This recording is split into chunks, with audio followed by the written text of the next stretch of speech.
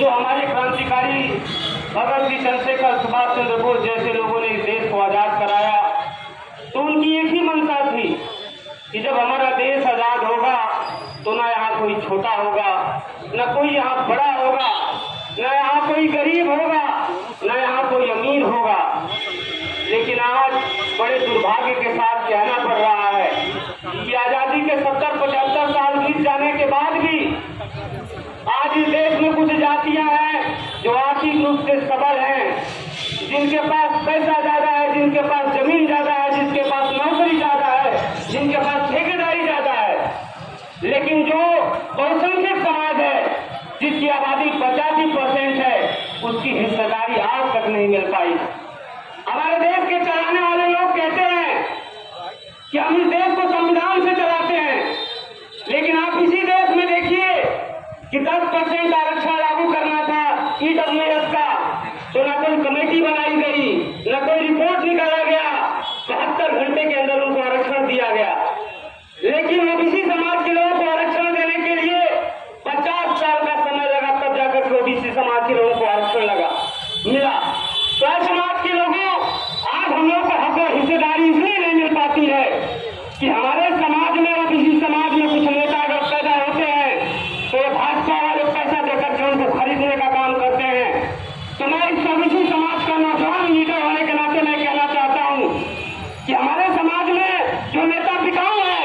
और ये भाजपा वालों को घमंड है कि हमारे पास इतना पैसा है कि ओबीसी में जो नेता पैदा होगा उसे हम खरीद लेंगे, तो हम लोग की कसम खा करके इसी गाजीपुर की धरती से निकलेंगे और पूरे प्रदेश में जाएंगे और इस ओबीसी समाज में इतना नेता बनाएंगे कि इन भाजपा वालों का पैसा खत्म हो जाएगा, लेकिन वो नेता खत्म नहीं होंगे। दूसरी एक चीज अभी तो लड़ाई है, अभी हमारी मांगे पूरी करो।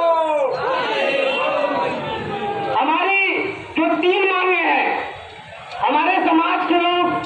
17 जाति के लोग आरक्षण की मांग कर रहे हैं। हमारे समाज के लोग नदियों के किनारे रहते हैं, घर बनाते हैं, बाड़ा किए बह जाता है, लेकिन ये सरकार को दिखाई नहीं देता है। तो हम लोग अपने समाज में भी जाकर कहते हैं कि 18% आबादी निषाद समाज की है। अगर ये 18% में रहने वाला समाज अगर संगठित होकर के चुनाव में चाहेगा तो इनके मोतियाबिंद का ऑपरेशन कर सकता है, ये बताने की जरूरत है। दूसरा, इस देश में जातिगत जनगणना होनी चाहिए।